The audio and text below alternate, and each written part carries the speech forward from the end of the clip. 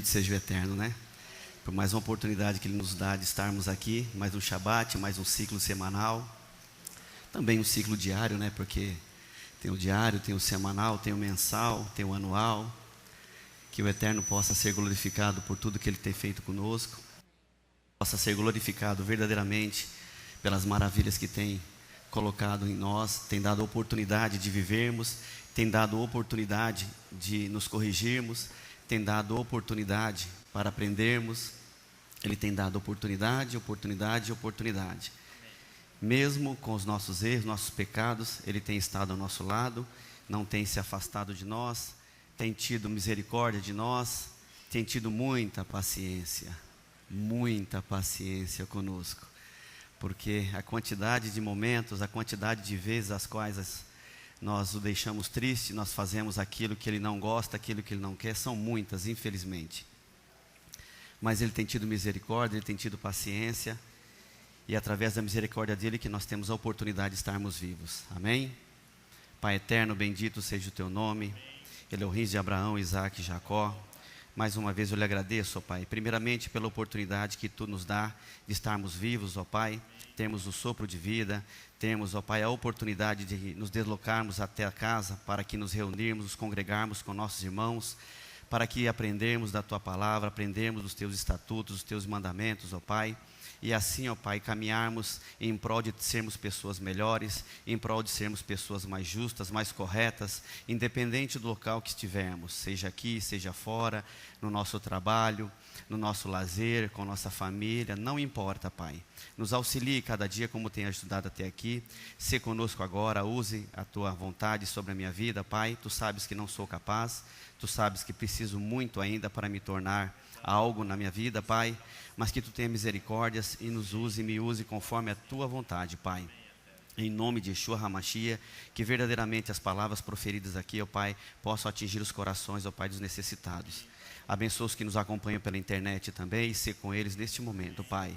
Vá abençoando cada família, cada um que se dispõe a estar parado em frente à internet para também participar juntamente conosco, Pai. Não estão fisicamente aqui, mas são um conosco. Em nome de Yeshua HaMashiach. Amém. Irmãos, como já foi lido aqui, já foi informado, a 17ª Parashá, Yitro, Jetro, que também significa abundância, é uma Parashá muito interessante, porque no último capítulo dela, nós vamos estar aprendendo a respeito do Decálogo, né? Dos 10 mandamentos, tão comumente falado em todo mundo, mas da mesma forma que muitas vezes ele é falado, poucos têm dado importância, têm apenas proferido da boca para fora, e muitas vezes não têm verdadeiramente entendido o que o Eterno passou ali e passa para nossas vidas. Porque se tornou muito comum hoje falar, não se deve matar, não se deve adulterar, honra o teu pai, honra a tua mãe. É uma coisa que infelizmente se tornou comum. Mas o importante é quando nós estivermos proferindo, estudando a respeito disso, estivermos no momento que precisamos recordar desses mandamentos, nós o façamos com um verdadeiro coração, com um verdadeiro entendimento do significado de cada um deles. Eles são os 10 colocados aqui, mas nós sabemos que são muito mais na palavra do Eterno, são 613, mas o Eterno ali, no Monte Sinai, entrega a Moisés, entrega ao povo, esses 10. Que verdadeiramente ao proferirmos isso, ao observarmos isso, nós entendamos a importância que cada um deles deve significar para a nossa vida. E a Parashá começa justamente com o nome do sogro de Moisés, né? Yitro, Jetro, uma pessoa que ela foi um pouco alheia à aliança, apesar de ele ser um descendente de Abraão por meio de Quetura, né? Ele não dá seguimento posterior com Moisés, mas ele foi uma pessoa extremamente importante na vida de Moisés, né? E no capítulo 18, quando nós lemos ali, fazendo agora uma introdução, ele, mesmo sendo alheio, como já disse, mesmo sendo... E ele era um sacerdote de Midian, né, como fala a palavra também, ele era um sacerdote. Nós observamos alguns gestos de Jetro que são muito importantes, que às vezes até nos passam despercebidos. Por exemplo, quando ele ouve todos os benefícios que o Eterno havia feito para tirar o povo de Israel do Egito, ele fica muito feliz. Até no versículo 9, ele fica novamente feliz quando Moisés comenta com ele todos os benefícios que o Eterno fez para com o povo, né? fez para tirar o povo ali das garras de Faraó. Mas ele, além de se alegrar, ele junta a esposa, que é a sua filha Zípora, com os seus 2 filhos, e os leva a Moisés. Olha que interessante, ele junta, ele fica feliz, ele poderia muito bem ficar quieto ali, ouviu, esperar que Moisés viesse buscar, afinal de contas era a esposa de Moisés, era a filha dele e os netos dele que estavam ali, mas ele toma a atitude de ir até Moisés. Vamos lá, irmãos, capítulo 18, vou abrir aqui porque não vou confiar na minha memória não, com certeza ela é muito falha, amém? Mas no capítulo 18 nós vemos isso no versículo 5 e versículo 6, justamente a respeito disso, quando Moisés junta. Vindo, pois, Jetro, versículo 5, o sogro de Moisés, com os filhos e com a mulher deste, ao encontro de Moisés no deserto, ao monte de Elohim, onde se tinha acampado. Amém? Esse é um ponto. O outro ponto que é muito interessante é que Moisés o recebe. E como nós também já comentamos atrás, na paraxá que nós falamos sobre Abraão, ele quando vê o sogro, ele também se prostra, para depois ele chamar o sogro. E ele começa a contar, ele convida o sogro para entrar depois desse ato. Ele começa a contar todas as maravilhas, porque até então Jetro tinha ouvido da boca de outros, não da própria boca de Moisés. E ele o convida para entrar, e Jetro se maravilha, fica muito feliz. E no versículo 8 ao 12, eu vou ler aqui. Contou Moisés a seu sogro todas as coisas que o Eterno tinha feito a Faraó e aos egípcios por amor de Israel, e todo o trabalho que passaram no caminho e como o Eterno os livrara. Alegrou-se Jetro de todo o bem que o Eterno tinha feito a Israel, livrando-os das mãos dos egípcios. E disse: bendito seja o Eterno, que vos livrou das mãos dos egípcios e das mãos de faraós. Olha que interessante, ele é sogro de Moisés, ele vê o que o sogro faz, e ele fica muito maravilhado com o que o Eterno faz. Ele não, em momento algum, ele passa um ar de soberba, ele passa algum ar de dúvida. Ele, muito pelo contrário, ele glorifica o nome do Eterno por todas as maravilhas que o Eterno havia feito ao povo de Israel. E ele fala no versículo 11: agora sei que o Eterno é maior que todos os deuses, pois fez isto aos que trataram a Israel com arrogância. Então, no versículo 12, o que ele faz? Quando ele glorifica o nome do Eterno por todas essas maravilhas, ele convida Arão e os outros que venham a comer com ele. Ele levanta um holocausto, sacrifício ali, em gratidão ao Eterno.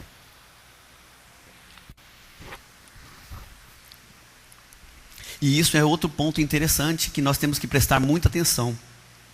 Ele come com todos no versículo 12. E depois que ele, primeiro, tomou a atitude de levar a esposa e os filhos até Moisés, ele ouve todas as maravilhas, ele glorifica o nome do Eterno, né? Ele come com todos, ele fecha com a mesa, né? O alimento, em comunhão com todos.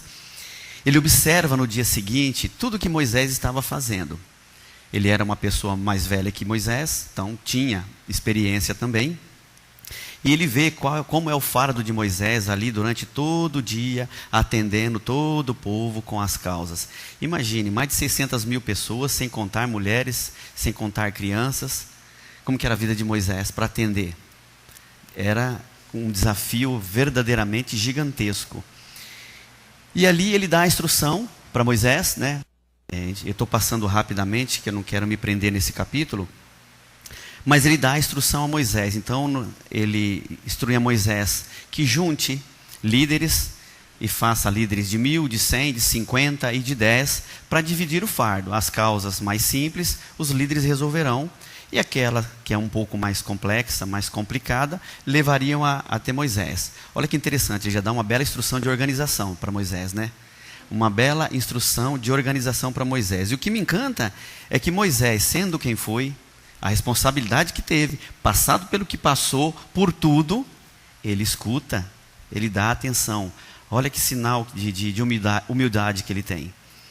Ele, sendo quem era, sendo a pessoa que era, o único mediador entre Elohim e o povo, com a responsabilidade que tinha nas mãos, aquele que falava com o Eterno face a face, ouvia diretamente a voz do Eterno, ouve um conselho do sogro e obedece. É uma coisa muito tremenda. Por muito menos a gente não dá valor à instrução de alguém. Nós não somos absolutamente nada nesse mundo, nada. Primeiro que ele não nos pertence, né? Pertence tudo ao eterno. E nós temos que agradecer todos os dias a oportunidade que ele nos dá de entregar alguma responsabilidade. Então ele nos dá a oportunidade de cuidar de algo, de fazer algo. E muitas vezes não damos valor a isso. E às vezes a responsabilidade é desse tamaninho. E nós já agimos com completa arrogância, completa soberba, achando que somos alguma coisa. Quando na realidade não somos absolutamente nada. Nem sabemos o dia que partiremos. Então, estou aqui, amanhã estarei? Não sei. Então, eu tenho que viver completamente trabalhando em prol do eterno, porque eu não sei o dia de amanhã. Eu não sei o que irá acontecer. Então, eu preciso constantemente fazer a manutenção da minha vida, para que o momento que ele entender, que é o momento do Ulisses partir, eu esteja pronto. Eu esteja preparado e verdadeiramente pronto para ir. Pode falar, Marcos. Sim, é verdade. Hoje existe porque nós estamos nele. O amanhã não, porque eu não sei se estarei nele. É fato isso. Eu não sei se eu vou estar aqui amanhã. E algumas pessoas, nós muitas vezes fazemos planos para aqui 10, 5, 20, 30 anos. Não que não devamos preparar, nos planejar. Nós devemos. Porque aquele também que não se planeja é desorganizado. E aí ele vai ter problema quando chegar lá. Eu não estou falando em relação a isso. Mas a preparação que eu falo é aquela minha para com o eterno, porque como eu não sei o momento que ele vai me tirar daqui, eu não sei nem o momento, eu tenho que estar totalmente preparado. Eu tenho que estar constantemente trabalhando em prol do reino dele, para que o momento que ele decida, agora você vai descansar, eu descanse verdadeiramente em paz, eu seja recolhido em paz. E isso só acontece se nós entendermos aquilo que ele estabelece na Torá, aquilo que ele estabelece nos seus mandamentos, como a pastora já ensinou mais de 50 vezes aqui, Leomar, Léo, enfim, Leonardo, Rodrigues também, todos que conversam aqui dentro sabem. Se nós não obedecemos o que está aqui, que são os mandamentos, que muitas vezes, no primeiro impacto, quando eu chego num local, para mim é um fardo, e eu não trabalho para tirar isso da minha cabeça, eu não trabalho para deixar de pensar que mandamento é fardo, e começo a trabalhar e imaginar que aquilo é benefício para mim. Quando eu entendo que os mandamentos não são fardo na vida de ninguém, o eterno é maravilhoso, ele é único, ele é o Criador, então ele jamais faria algo ruim para alguém. Ele estabelece os mandamentos justamente para que nós tenhamos vida e não tenhamos morte. Ele estabelece os mandamentos para que eu tenha uma conduta correta de acordo com a vontade dele, que criou tudo que está aqui. E quando eu entendo verdadeiramente que mandamento não é fardo, e sim é benefício para mim, a minha vida evolui, eu cresço diante do eterno. Eu consigo ter mais intimidade com ele. Eu consigo até transmitir para outros as bênçãos do eterno, porque estarei entendendo, estarei cumprindo, estarei me consagrando, estarei trabalhando em prol daquilo que ele estabelece. Regras são colocadas, quando nós chegamos, por exemplo, numa empresa, muitos, no primeiro momento, aceitam. No segundo reclamam, dependendo, né? Mas é procedimento daquela empresa. E se aquilo foi criado é para algum benefício daquela empresa. Se eu crio alguns critérios, alguns procedimentos dentro da minha casa com os meus filhos, eu amo meus filhos, eu amo a minha esposa. Então, se são criados, é para a ordem, é para a decência, para que tenha um lar em paz, é para que tenha um local agradável que eu possa chegar e ter uma alegria. Eu não crio uma regra que seja ruim para meus filhos, seja ruim para minha esposa. Não, muito pelo contrário. Eu crio para que eles entendam e quando eu partir, os meus filhos possam levar para as próximas gerações aquilo que eu, como pai, fiz e tenho que lutar para fazer correto. Para que a gente não escuta, ou um filho meu no futuro fale, meu pai fazia isso errado, mas eu não vou fazer. Nós já ouvimos muitas vezes isso. Meu pai fazia isso, isso e isso, e eu não concordo. Eu vou fazer justamente diferente, porque eu não quero ser igual ao meu pai. Eu gostaria e quero e trabalho para com meus filhos, lá na frente falar, meu pai trabalhava assim. Meu pai cumpria os mandamentos. E assim eles levam para os netos para os netos, e para os netos, e vai partindo aquilo que é correto diante da Torá. Ulisses, essa é uma postura anti-síndrome de Gabriela que nós aprendemos durante essa semana. Sim, boa observação. Porque a música que o compositor diz eu nasci assim, eu vou ser assim, eu vou permanecer assim. E isso é contra a Torá. É contra a Torá. É contra os princípios. E quando você está falando aí, ensinando hoje pela manhã, o Eterno tinha me dado para fazer oração de João capítulo 15. Eu achei estranho porque João 15, ele já nos ensinou quando nós estávamos celebrando o Bishevá. Mas aí ele me levou ao verso, isso tudo que você está falando aí, o verso 10 e 11 que diz, Yeshua ensinando, ele fala assim, se guardares os meus mandamentos, permanecereis no meu amor, assim como eu tenho guardado os mandamentos de meu Pai e permaneço no seu amor. Tenho-vos dito isso para que a minha alegria esteja em vós e a vossa alegria seja completa. Em outra versão diz, para que a minha alegria e a vossa alegria seja plena. Amém. Você não pode trabalhar somente para esta vida. Exato. Né? O regozijo e a alegria, a Sim. gratidão somente por essa vida, porque o homem perece, passa, não permanecerá quando nós cantamos. Exato. Então você tem que trabalhar não para a sua vida, mas para a sua descendência, Exato. para a vida daqueles que vão dar continuidade ao trabalho que você iniciou. Essa é a ordem do Mashiach. É a ordem, exatamente. E se eu não faço aquilo que é correto diante dos olhos de Adonai, meus filhos vão fazer? É mais difícil, não é verdade? É muito mais difícil. Porque não tem jeito, nossos filhos seguem os nossos exemplos.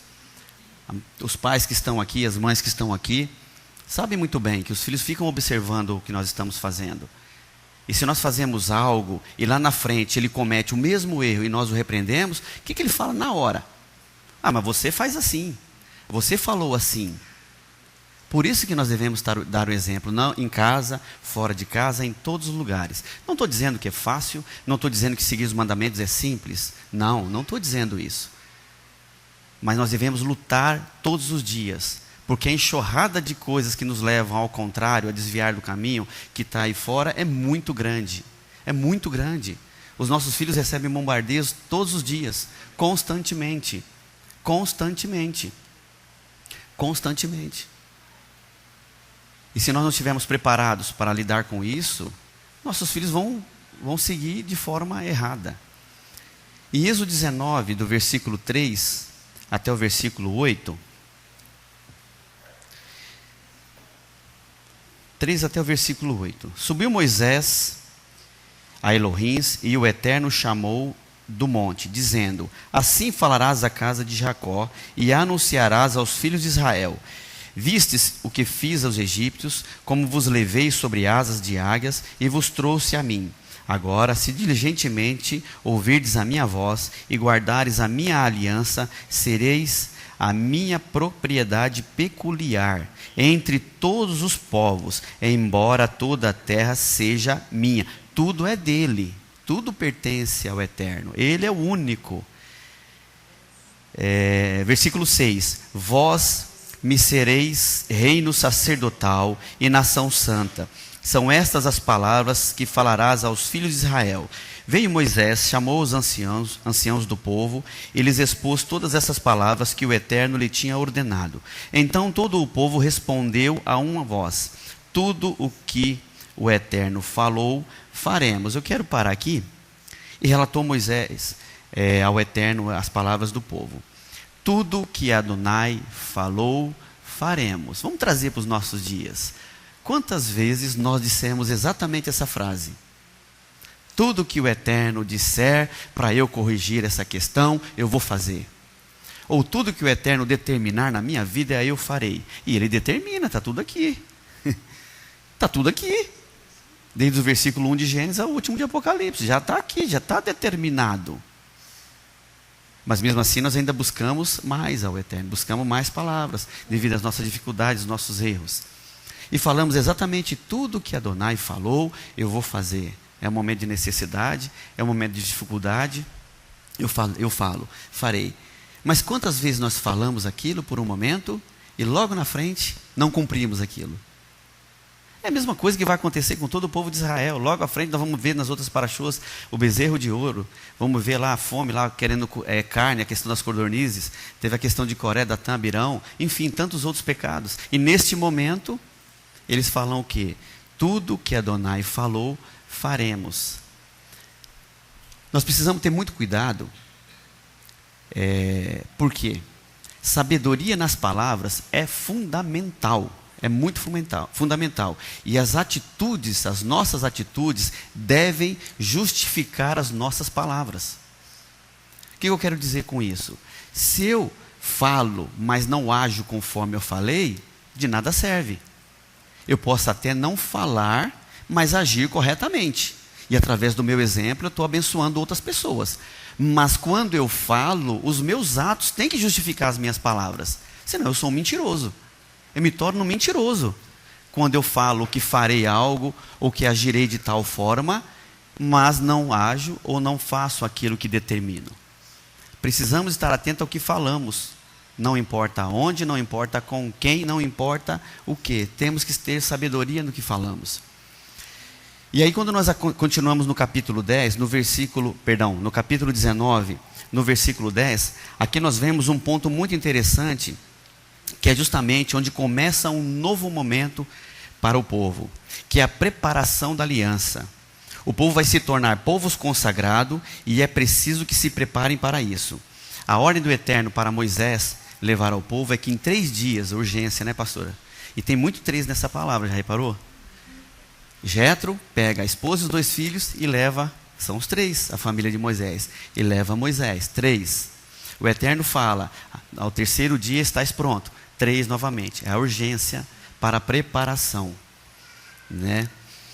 Mas eu quero ir com vocês no capítulo 20, que é justamente o que eu estava falando antes, que esses 10 mandamentos, infelizmente, ele se tornou muito comum na boca das nações, de muitas pessoas. Muitos o proferem e não têm noção da profundidade de cada um deles.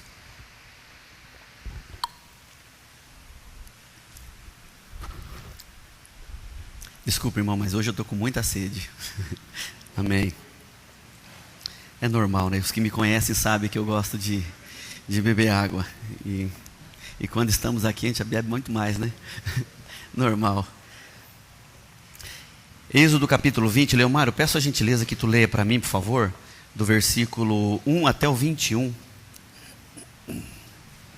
Êxodo 20, do versículo 1 até o 21. Êxodo 20. Então falou Elohim todas as palavras. Eu sou o Eterno, teu Elohim, que tirei da terra do Egito, da casa da servidão. Não terás outros deuses diante de mim. Não farás para ti imagem de escultura, nem semelhança alguma do que há em cima nos céus, nem embaixo na terra, nem nas águas debaixo da terra. Não te encurvarás a elas, nem as servirás, pois eu, o Eterno, teu Elohim, sou o Elohim zeloso, que visita a maldade dos pais nos filhos, até a 3ª e 4ª geração daqueles que me odeiam. Mas faço misericórdia até 1000 gerações daqueles que me amam e guardam os meus mandamentos.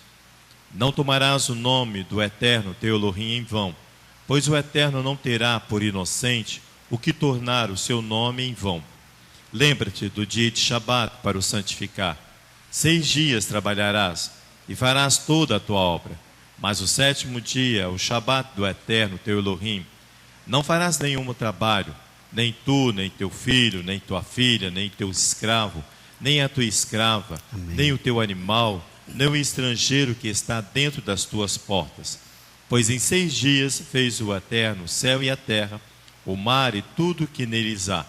Mas ao 7º dia descansou. Por isso, abençoou o Eterno o dia de Shabat e o santificou. Amém. Honra o teu pai e a tua mãe, para que se prolongue os teus dias na terra, que o Eterno teu Elohim te dá. Não matarás, não adulterarás, não furtarás, não dirás falso testemunho contra o teu próximo, não cobiçarás a casa de teu próximo, não cobiçarás a mulher do teu próximo, nem o teu escravo, nem a tua escrava, nem o seu boi, nem o seu jumento, nem coisa alguma do seu próximo. Quando o povo ouviu os trovões e os relâmpagos e o clangor da buzina e o monte fumegante, tremeu de medo. Retirou-se pôs-se de longe e disse a Moisés: fala tu conosco e ouviremos, mas não fale Elohim conosco, para que não morramos. Respondeu Moisés ao povo: não temais, Elohim veio para vos provar, e para que o seu temor esteja diante de vós, para que não pequeis. O povo permaneceu em pé, de longe, enquanto Moisés se chegou às densas trevas, onde Elohim estava. Amém, amém. No versículo 3, não terás outros deuses diante de mim. Não farás para ti imagem de escultura, nem semelhança alguma do que há nos céus, na terra ou nas águas debaixo da terra. Não te encurvarás a elas, nem as servirás, pois eu, o Eterno, teu Elohim, sou Elohim zeloso, que visito a maldade dos pais e nos filhos, até a 3ª e 4ª geração daqueles que me odeiam. Mas faço misericórdia até 1000 gerações daqueles que me amam e guardam os meus mandamentos. A partir desse momento, eu gostaria que cada um, à medida que a gente fosse falando, fizesse uma alta reflexão de tudo que a gente vai estar falando, e do que estarei falando, do que estaremos ouvindo, porque foi exatamente isso que eu fiz na hora que eu estava estudando. À medida que eu ia caminhando, eu ia imaginando o que isso aqui estava ou não presente em minha vida. O que eu quero frisar com vocês aqui, apesar de serem 10 mandamentos, tem um ponto aqui que inclusive essa semana a gente também aprendeu, como foi a questão da síndrome de Gabriela, né? Que eu não conhecia, mas acabei conhecendo. A música sim, mas não tinha me atentado para isso, né? É a questão da idolatria. Idolatria. Esse termo idolatria, ele refere-se à adoração ou veneração a ídolos ou imagens, a qualquer objeto, pessoa, instituição, ambição, etc. Enfim, qualquer coisa que tome o lugar do Eterno ou diminua a honra que lhe devemos. Então nós precisamos fazer uma alta reflexão, se na minha vida tem alguma coisa, tem algo que faça com que eu não me dedique completamente ao Eterno em prol desta coisa, ou que eu dê mais honras a ela do que eu ao Eterno.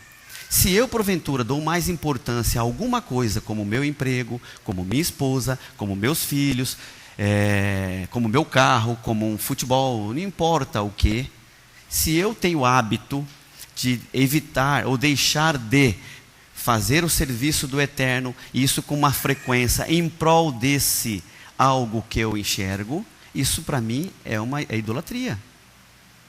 É idolatria. É idolatria. Interessante que a idolatria ela não é somente a explícita, existe a idolatria que ela é muito sutil, nós nem percebemos que nós estamos idolatrando algo. E nós entramos no comum de todo mundo, não, hoje eu não vou porque eu vou fazer isso, daqui a pouco eu não faço novamente, passa mais um tempo, e quando eu não me dou conta, eu já estou evitando ou deixando de frequentar os serviços ao Eterno, enfim, frequentar aquilo que o Eterno determinou, em prol daquilo que eu entendo que é mais importante. Eu vou citar um exemplo meu, que é mais fácil, né, falar de mim. Eu trabalhava numa empresa há 6 anos atrás, e eu trabalhava de domingo a domingo nessa empresa, e eu frequentava a BEIT, nem era aqui a BEIT, ainda não, e eu trabalhava de domingo a domingo. Obviamente que eu não tinha entendido absolutamente nada do retorno, né? É óbvio isso, né? Se eu trabalhava de domingo a domingo, já não entendia absolutamente nada do retorno. E o que me fez abrir os olhos depois de um tempo, primeiro foi quando eu tenho 3 filhos, um de 16 anos hoje, que é o Davi, o Lucas, que tem 11, e a Raquelzinha, que tem 1 aninho. E o que me fez abrir um pouco os olhos foi quando eu fui no hospital que nasceu o Lucas, nem está aqui.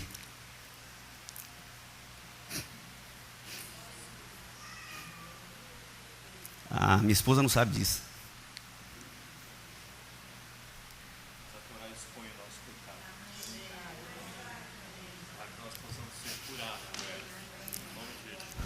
E quando eu vi o Lucas, né, que a enfermeira traz ali no vidro, né, o menininho mostrou que estava tudo normal, a minha preocupação naquele momento era de saber se o meu filho estava bem, se estava com os órgãos todos certinho.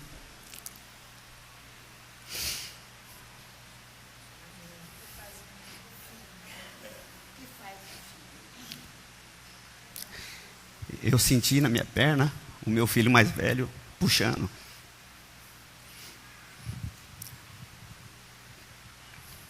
que bom que faz um filho na vida da gente, faz refletir e pensar, que ele vai olhar para nós para nos copiar, né? E nós precisamos estar em dia com Adonai para que essas coisas venham a acontecer e ele possa ser um adorador de um único Deus também, como eu desejo ser, né? É muito bom. Exatamente, por isso que apresenta. Vocês viram a Carol hoje, né?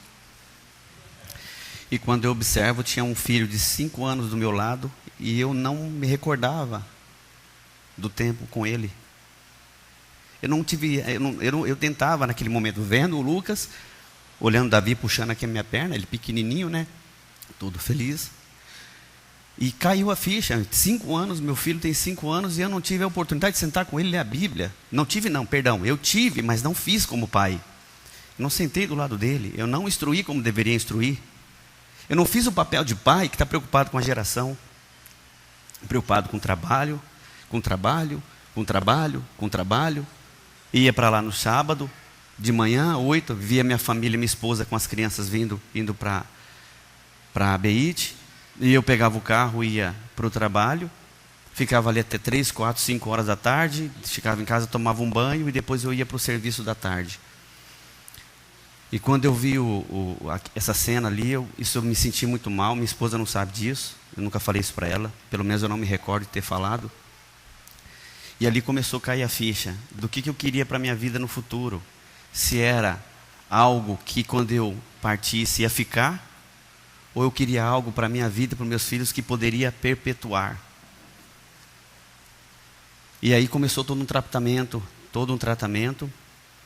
e eu comecei a forçar, evitar de ir, tentar me desligar dessas coisas, materiais, porque até então eu estava tão obcecado pelo trabalho, pela conquista profissional, pelo crescimento profissional.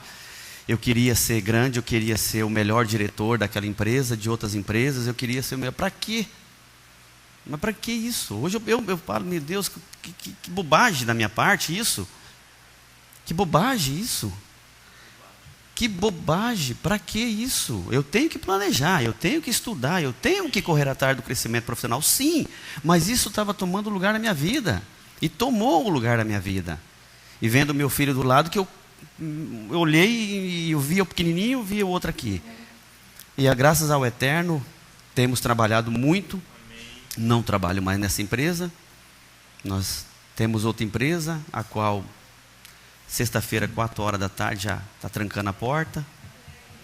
Se tiver que fazer alguma coisa é no domingo, não tem tido necessidade nenhuma. Telefone não toca de sexta-feira, irmãos, é impressionante. Em 6 anos exato, em 6 anos que eu me desliguei da outra e tomei a iniciativa de ter a nossa, o meu telefone tocou no sábado 2 vezes, em 6 anos. Somente 2 vezes ele tocou. Nunca mais tocou. E do trabalho não fica para trás, as coisas acontecem do mesmo jeito, muito mais organizada. O Eterno tem abençoado muito mais, porque eu tirei da minha vida um ídolo que eu tinha. Tirei da minha vida um ídolo que eu tinha. E detalhe, eu vou falar isso mais à frente, não adianta, eu teria voltado para essa prática se eu não tivesse destruído o altar. Porque como nós aprendemos aqui também, se eu posso destruir o ídolo, mas se eu não destruo o altar que está em mim, outro ídolo toma o lugar, o altar do ídolo. Nós vamos falar um pouquinho mais à frente.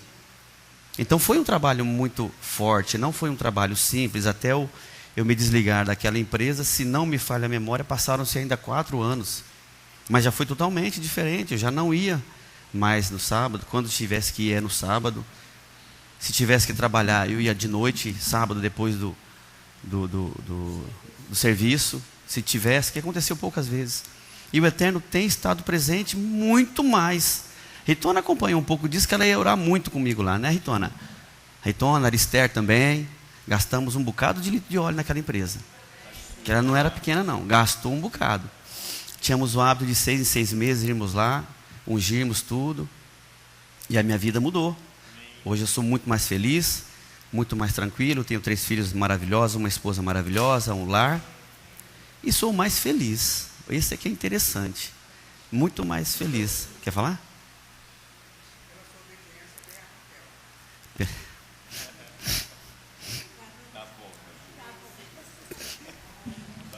Amém.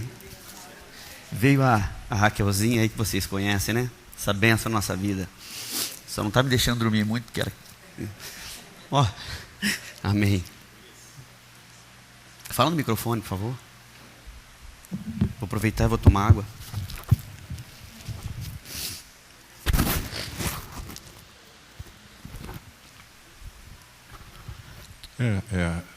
Comentário rápido.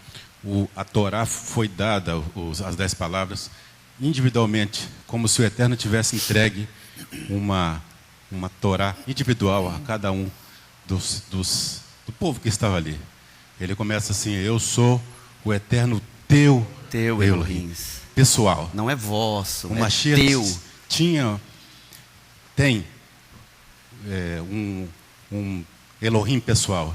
Meu Elohim. Tantas vezes ele falava que tinha individual. Então a Torá é pessoal, a Torá é exclusiva e única. Assim como o Eterno requer de nós uma exclusividade de tê-lo como nosso Elohim. Amém. É uma via única. Sim. Que vai e vem, que ele requer de nós. Amém. Amém. Irmãos, a idolatria é má, a idolatria é corrupta, pois seus adeptos, em vez de depositarem sua confiança no Eterno, depositem em algum objeto ou em algo, de onde não pode receber absolutamente nada. Eles veneram algo, adoram algo, imaginando que vão receber, mas não recebem absolutamente nada. E ao invés de submeterem ao Eterno, de alguma forma, se submetem às perversões ou às coisas erradas representadas por esse falso Deus. Porque a idolatria também ela consiste na adoração a algum falso Deus, ou a prestação de honras divinas a este falso Deus. E o estado mental, isso é muito comum no idólatra, tá? E o estado mental do idólatra é totalmente incompatível com a fé monoteísta. Ele não crê em um único Deus, ele crê em vários deuses falsos. É o Deus disso, é o Deus daquilo, é o Deus de não sei o quê, que não ouve, que não fala, que não anda, que não age, que não nada, que absolutamente nada. Nada. Aí investem tempo, investem palavras, investem dinheiro suado do trabalho, enfim, investem tantas coisas em prol de absolutamente nada, algo que não vai fazer nada.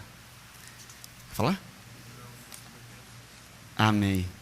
E aí eu quis trazer de tantos deuses falsos, né? Existem tantos, eu trouxe apenas um exemplo. Nós estamos às portas aí do carnaval, e é um momento o qual, infelizmente, a gente observa o quanto a população se entrega a deuses ruins, se entrega a coisas erradas, a bagunça. Eu queria que ele colocasse só uma das imagens de um deus falso que se chama, eu acho que é assim, Star.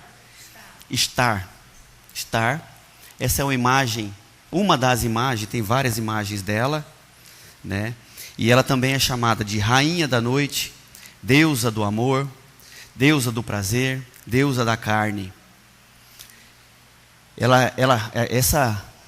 Esse Deus falso, ele rege a luxúria, o amor, sexo, sexualidade, guerra, fertilidade, procriação, ambição, destino, agressividade, impaciência, dualidade, desejo, amor perigoso, paixão carnal e amor proibido.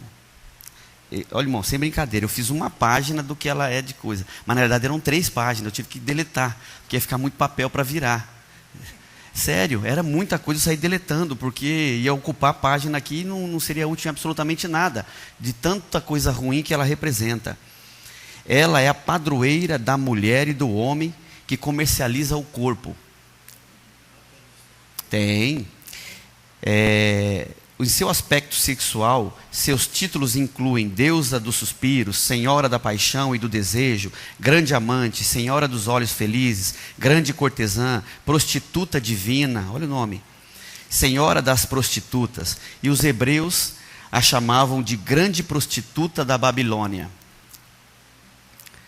Os símbolos dela, né, alguns dos símbolos dela, dessa Ishtar, são a vulva, o falo, o feixe de juncos, a estrela de 8 ou 16 pontas, leões e dragões são os seus animais sagrados. O seu pássaro sagrado, irmãos, é o abutre. Abutre. Se alimenta de carniça. É o abutre, ele se alimenta de carniça. E ela foi servida por sacerdotes no templo que eles adoravam a ela, ou adoram ainda. Foi servida por sacerdotes travestis e prostitutas sagradas de ambos os sexos. Olha, e muitos aí se entregam a tudo isso. Tem também lá, quando dizem que quando alguém quer conquistar um homem, recorre a ela. Tem essas questões aí, superstições. Tem toda um... Não ouvi, pastora. Nós temos, Ulisses, eu estou vendo você falar de toda essa... Não tá, tem Tá. som? Olha só, nós temos, ouvindo você falar de tudo isso, então eu sei que na cabeça dos irmãos está assim, nós não praticamos isso. Nós Sim, não fazemos não. isso. Nós não somos assim. Eu sei que está falando isso. Quando a Adonai fala sobre a prostituição e sobre essas questões sexuais, ele está falando de uma idolatria, muitas vezes, a você mesmo, que quando você troca por outro Deus, você já praticou a idolatria, você já está com a idolatria, você está em prostituição. Sim. Porque ele é o único Deus. Sim. Interessante que você entrou com essa palavra, por isso que eu resolvi falar. Eu cheguei aqui, antes, devia ser umas 7h30 da manhã. 5 minutos depois, nós entramos, não tinha ninguém, nenhum carro, aqui na nossa entrada. Quando nós acabamos de entrar, 5 minutos depois, entrou uma outra pessoa, aqui da congregação, e disse, corre aqui, pastora Sandra, olha aqui na TV, tem um casal dentro do carro, fazendo sexo ali agora. Misericórdia. Aqui, quase coladinho no nosso portão aqui dos fundos. Então eu pensei, o que nós vamos fazer? Isso era prática no passado desse local ali. Os homens e as mulheres vinham para esse cantinho aqui por causa da orgia liberada nesse local. Isso foi erradicado por nós. Amém. Quando nós viemos para cá com a Amém. Torá, com a palavra de Adonai, foi erradicado. Aí eu pensei, hoje voltou, o que é isso? Imediatamente eu pensei. Aí, rapidamente, falei, Eterno, o que vamos fazer? Decidi apanhar a chave do portão e abrir o portão para fazer barulho, que ele abre fazendo barulho, e pedi ao Luciano que viesse, para pedir a eles que se retirassem dali, porque eu estava simulando que nós iríamos sair com o carro e precisávamos da passagem liberada. Eles tomaram um susto, a moça não respeitou a Luciana passando, a pessoa passando, ela estava retirando a roupa, aqui agora de manhã, isso foi 7h40 da manhã. Misericórdia. Quando nós chegamos. Aí você vem falar de todas essas questões de prostituições. Por que ele está falando conosco para quem sabe fazer uma leitura espiritual? Não volteis à prostituição. Amém. Para nós, como congregação, não volteis à idolatria, a outros deuses, a ter sexo com eles, a fazer sexo com eles. É isso que a Adonai está falando. Então, a nossa vida aqui na Beita é diariamente com os exemplos físicos, para que nós não voltemos ao passado, de ter contato com outros ídolos, senão nós não temos nenhuma autoridade perante Adonai. Amém. E nem seremos felizes. Amém. E Isso é o detalhe, acontecimento de hoje. de hoje. E o detalhe que um dos pontos altos dos rituais a ela é a orgia sexual. A orgia sexuais. Sim. Pode tirar. Além disso, irmãos, nós também podemos fazer da autoglorificação um ídolo. A autoglorificação é gloriar a mim mesmo. Um ídolo. Honrarias do dinheiro, altas posições sociais, como já falei, tudo que torna excessivamente importante em nossa vida, que impeça a comunhão com o Eterno, torna-se um ídolo para nós. E aí eu estudando, eu não estudei o que eu vou falar, porque era muito extenso, depois eu talvez estude, né? Eu me deparei com um ídolo chamado bibliolatria. Bibliolatria. Eu nunca tinha ouvido esse termo na minha vida. Bibliolatria é aquele que estuda excessivamente isso aqui em prol de conhecimento próprio.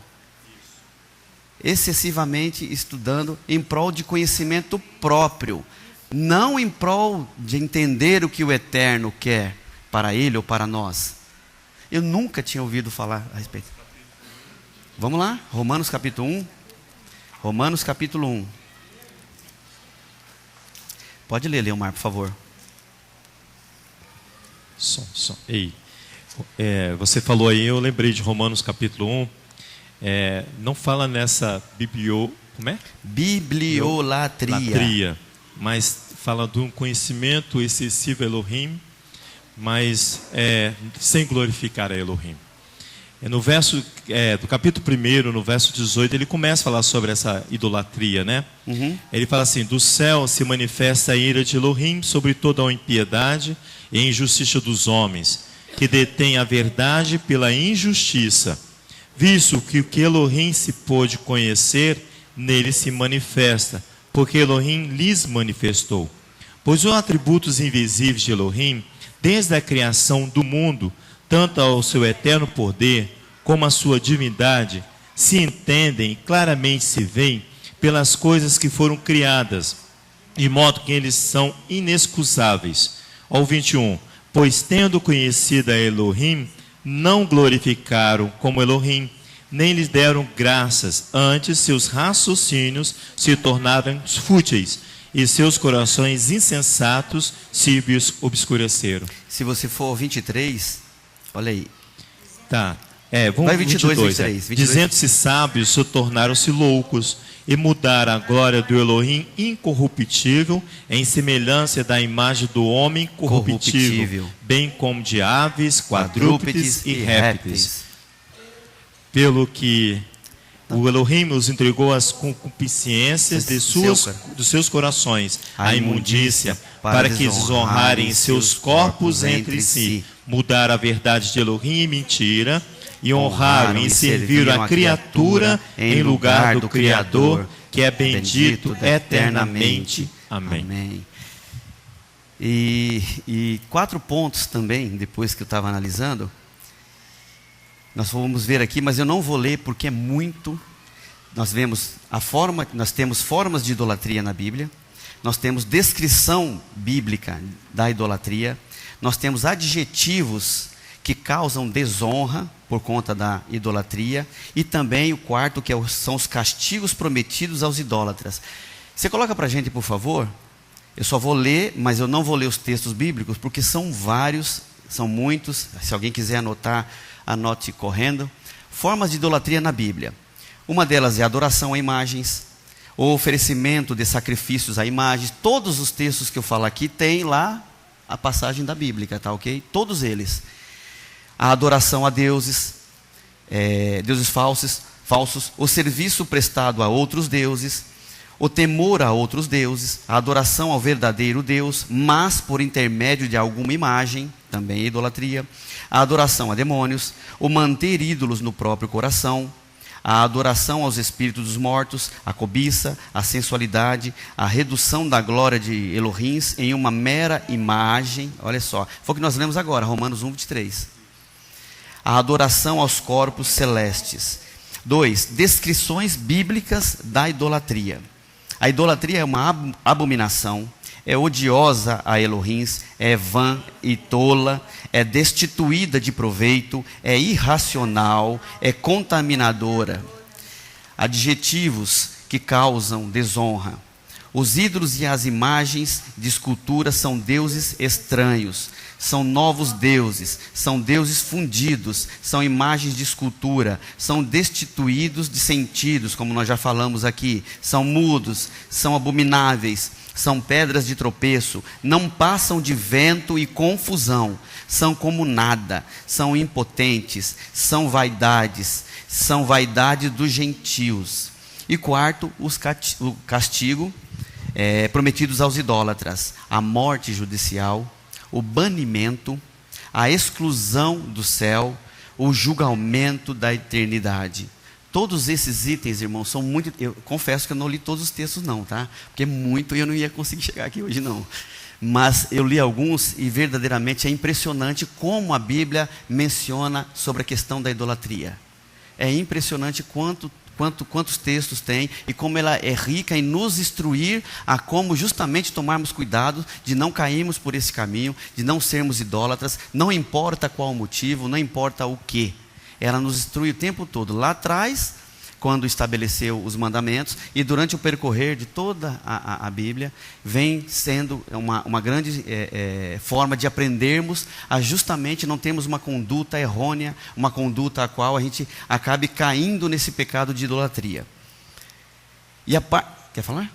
Eu lembrei que o Salmo 135, ele fala que, eu até anotei aqui, que semelhante a ele se tornem todos os que o fazem, e todos que neles confiam. Então, todos esses predicados que você colocou ali, do ídolo, se torna todos nós que confiamos nele. Sim. Então, se tornamos iguais a ele. Sim, exatamente. Tudo isso vem sobre nós, se nós nos tornarmos idólatras. E uma parte do crescimento espiritual, irmãos, consiste na eliminação gradual. Não é imediata, porque ninguém consegue. Um idólatra, ele não consegue eliminar aquilo de hoje para amanhã. É gradual o tratamento. É gradual de todas as formas de idolatria, até as mais sutis. Agora, irmão, por onde nós temos que começar? Quando entendemos e enxergamos isso. Primeiro em nós mesmos, fazendo o quê? Destruindo o altar. Destruindo o altar. Eu tenho que entender que eu tenho que destruir o altar. Um ídolo sem altar não reina. Destruir a fonte. Um ídolo sem altar, ele não tem como reinar. E se eu não destruo, como já falamos lá atrás, o altar, eu posso até combater aquele, mas virá outro e ocupará o lugar daquele. Virá outro e ocupará o lugar daquele. Virá outro. Se o ídolo é destituído, como eu já falei, mas a gente não destrói o altar, não vai adiantar nada. Vai vir outro, vai vir para o local. Eu queria ir com vocês, mas eu não vou ler todo o texto, porque não vai dar tempo. A 2 Reis 23, do versículo 1 a 25. Muito interessante o que Josias faz ali com o reinado. Ele, aos 8 anos de idade, o seu pai, que não era um rei segundo a vontade do Eterno, ele assume o trono, e aos 18 anos, Safã, né, leva até ele, vou lá, exato, Deuteronômio, eu coloquei aqui também, está cumprindo Deuteronômio 12, exatamente, pastor, eu botei aqui, eu pulei, que nós estamos lendo. 2 Reis, deixa eu ir lá. 2 Reis 23. Mas no capítulo 22, né, no versículo 1 e 2, para vocês se contextualizarem,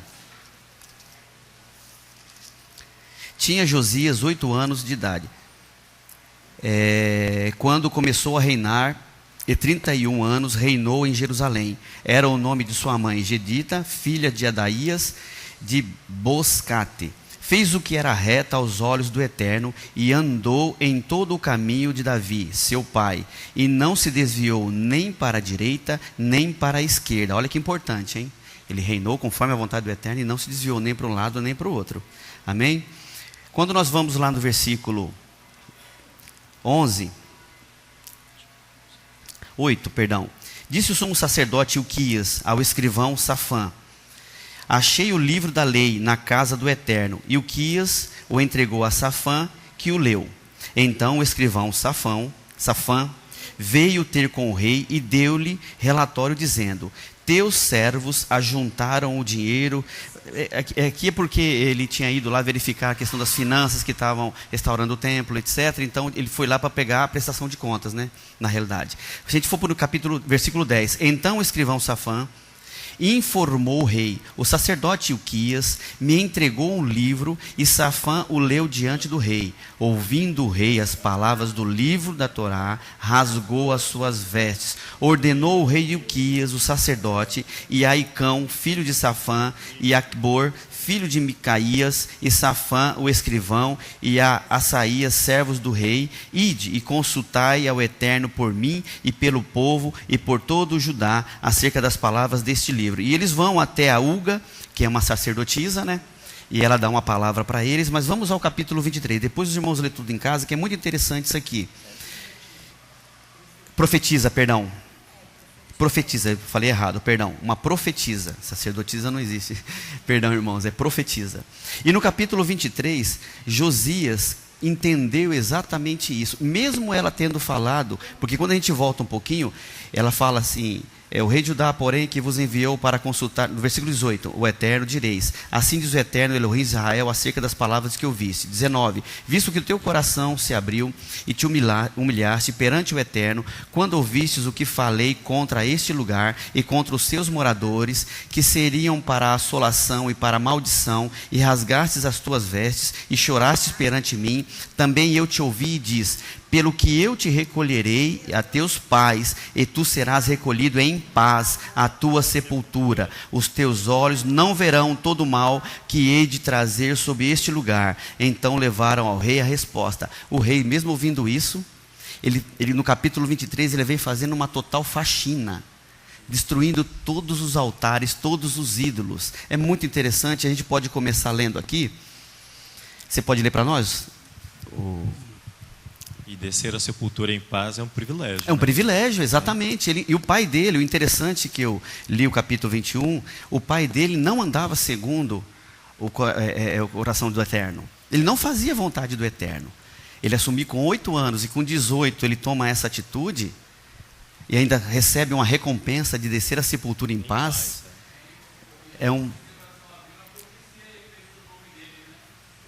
Havia...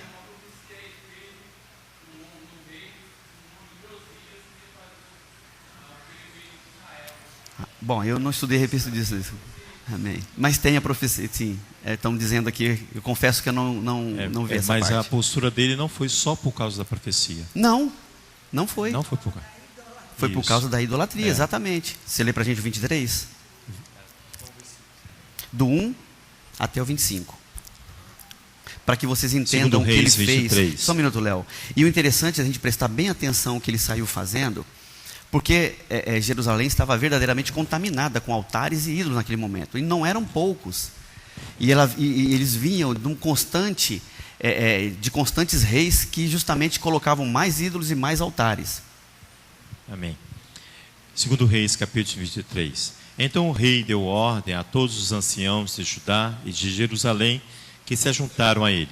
O rei subiu à casa do Eterno, e com ele todos os homens de Judá, e todos os moradores de Jerusalém, os sacerdotes, os profetas e todo o povo, desde o menor até o maior. Leu aos ouvidos deles todas as palavras do livro da aliança que se achou na casa do Eterno.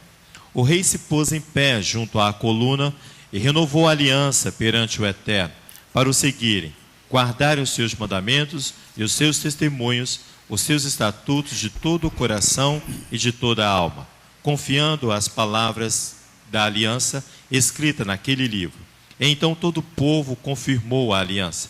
O rei ordenou ao sumo sacerdote Ilquias que os sacerdotes de segunda ordem e aos guardas da porta que se tirassem do templo do Eterno todos os vasos que tinham sido feitos para Baal, e para o poste ídolo, e para todo o exército dos céus. Queimou-os fora de Jerusalém, nos campos de Cedron, e levou as cinzas para Betel.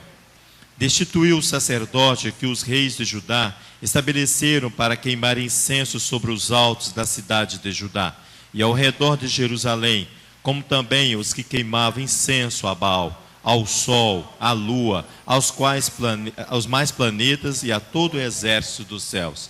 Tirou da casa do Eterno os postes ídolo, que levou para fora de Jerusalém até o vale de Cedron, onde o queimou e os desfez em pó, e lançou o pó sobre as sepulturas dos filhos do povo. Também derrubou as casas dos prostitutos cultuais que estavam na casa do Eterno, onde as mulheres teciam cortinas para o poste ídolo. E todos os sacerdotes trouxe das cidades de Judá, e profanou os altos em que os sacerdotes queimavam incenso, desde Geba até Berseba.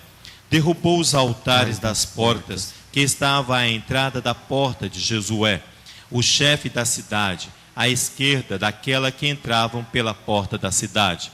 Embora os sacerdotes dos altos não sacrificassem sobre o altar do Eterno em Jerusalém, comiam pães asmos no meio dos seus irmãos. Profanou o Tofete, que está no vale dos filhos de Rinom, para que ninguém fizesse passar o seu filho ou a sua filha pelo fogo a Moloque. Tirou os cavalos que os reis de Judá tinham dedicado ao sol, e à entrada da casa do Eterno, perto da câmara de Natã-Meleque, o camareiro, o qual estava no recinto. Josias então queimou a fogo os carros dedicados ao sol. Derrubou os altares que estavam sobre o terraço no cenáculo do Acaz, os quais foram feitos pelos reis de Judá, como também os altares que fizera Manassés nos 2 átrios da casa do Eterno. Tirou-os dali, esmigalhou-os e lançou-os sobre o pó no vale de Cedron. O rei profanou também os altos que estavam defronte de Jerusalém, à direita do monte da corrupção, os quais edificara Salomão, rei de Israel, para Astarote, a abominação dos sidônios, e para Camos, a abominação dos moabitas, e para Milcom, a abominação dos filhos de Amon. Josias quebrou as colunas, cortou os postes ídolos e encheu o seu lugar de ossos de homens.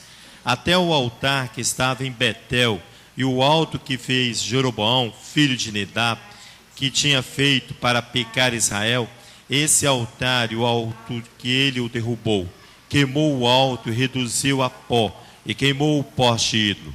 Então Josias, virando-se, viu a sepultura que estava ali no monte, e mandou tirar os ossos da sepultura e os queimou sobre aquele altar. E assim profanou, conforme a palavra do Eterno, que apregoara o homem de Elohim, quando anunciou estas palavras. Então perguntou: que monumento é este que vejo? Responderam os homens da cidade: é a sepultura do homem de Elohim, que veio de Judá. E predite estas coisas que fizeste contra o altar de Betel. Disse Josias: deixai-o estar, ninguém mexa nos seus ossos. Assim deixaram estar os ossos juntamente com os ossos do profeta que viera de Samaria. Conforme todos os atos que tinham praticados em Betel, Josias também tirou todas as casas dos altos que haviam na cidade de Samaria e que os reis de Israel tinham feito, provocando a ira do Eterno. Matou a todos os sacerdotes dos altos que havia ali, sobre os altares, e queimou ossos humanos sobre eles. Então voltou para Jerusalém. Deu ordem o rei a todo o povo: celebrai a Páscoa ao Eterno, vosso Elohim, como está escrito no livro da aliança. Nunca se havia celebrado tal Páscoa desde o dia dos juízes que julgaram a Israel, nem em todos os dias do rei de Israel, nem tampouco nos dias do rei de Judá. Mas no 18º ano do rei Josias, celebrou-se Páscoa ao Eterno em Jerusalém. Amém, Pai. Irmãos, essa faxina nós precisamos fazer em nossas vidas. Precisamos fazer a faxina em nossas vidas. Precisamos entender, porque senão nós vamos lidar com as coisas do Eterno como alguém que busca um remédio. Aquele que quando está com algum tipo de dor, alguma coisa, procura um médico, achando que vai ter a solução dos problemas. O médico dá o diagnóstico a ele: você está com esse tipo de problema, precisa fazer isso para que você resolva esse problema na tua vida, e dá um remedinho que é para um alívio imediato, né? Para tirar a dor na coluna, ou dor na cabeça, seja lá onde for, dá um tipo de remédio para a pessoa aliviar. A pessoa sai dali: não, já sarei, estou bem, não preciso mais.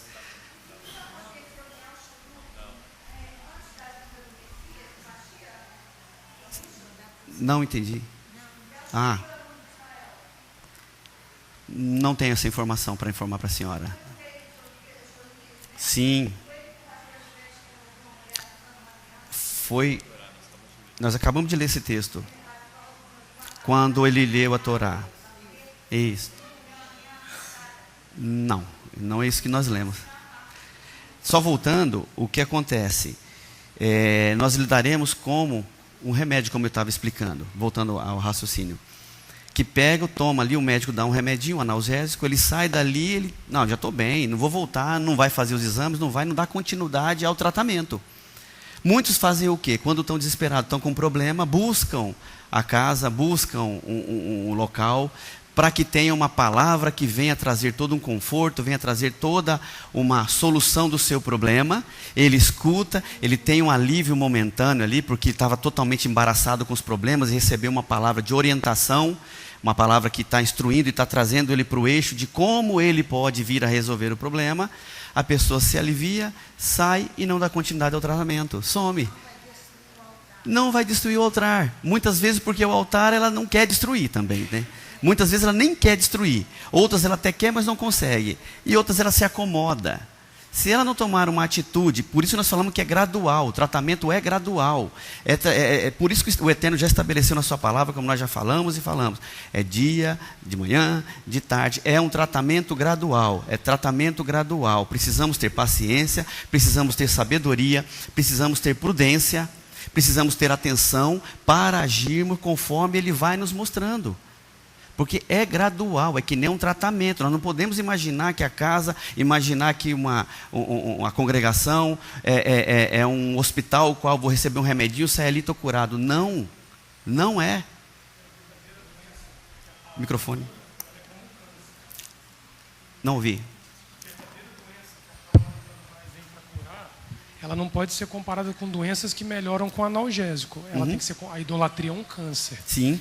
Que ele começa num idolatria ponto é um câncer, e ele exatamente. se alastra por todo o corpo. Exato. Então não é um remédio que você vem, pega, vai embora e depois não volta. Exato. É um tratamento sujeito a quimioterapia, radioterapia, mas na maioria ele precisa ser arrancado.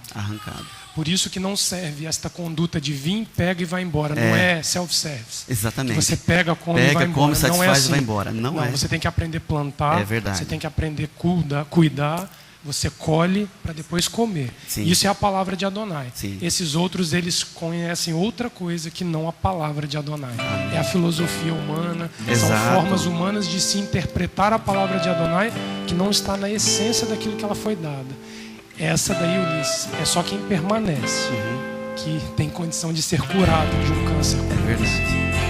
E jamais é feito de uma hora para outra. Não há como ser feito dessa forma.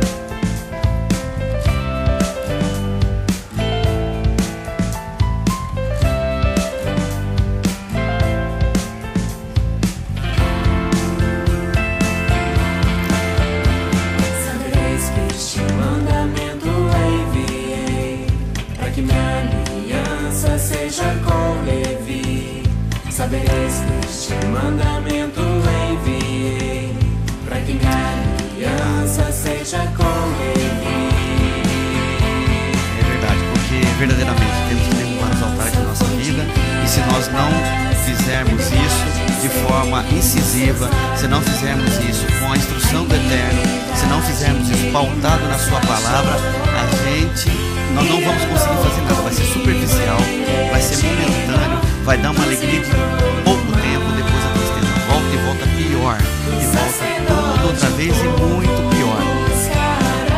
Que as palavras sejam agradáveis, as palavras da minha boca e a meditação do meu coração coração perante a tua presença, ó Eterno, rocha minha e redentor meu. Amém. Salmo 19, versículo 14. Eterno Elohim de Abraão, Isaac e Jacó, bendito seja o teu nome, Pai, exaltado seja o teu nome. Que verdadeiramente nós possamos retirar de nossas vidas todos os altares, todos os ídolos, ó Pai, que tem impedido de termos uma comunhão contigo, que tem nos impedido, ó Pai, de fazermos conforme a tua vontade, ó Pai. Apesar de tu já ter instruído desde os primórdios o que devemos fazer e o que não devemos fazer, infelizmente erramos, pecamos, ó Pai, e te deixamos triste dia após dia, Pai. Portanto, continue tendo paciência conosco, tendo misericórdia de nós, ó Pai, olhando para o nosso coração, ó Pai, falando aos nossos ouvidos, ó Pai, o que devemos fazer. Não importa se irá doer em nós ou não, é importante que tu fales e nós estejamos com nossos ouvidos prontamente abertos para seguirmos aquilo que tu nos orienta, ó Pai, porque isso é para a nossa vida, para a nossa alegria, ó Pai. Em nome de Yeshua HaMashiach, Pai, obrigado por esse momento na tua casa. Amém. Yivarei Adonai Bishmelech, Yair Adonai Panaveleha Virguneca, Issa Adonai Panaveleha, Beasse Meleha Shalom, Vishen Yeshua HaMashiach, amém. Que o Eterno te abençoe e te guarde, que o Eterno faça resplandecer o seu rosto sobre ti e tenha misericórdia de ti, que o Eterno sobre ti levante o teu rosto e te dê a paz, em nome de Yeshua Messias, amém.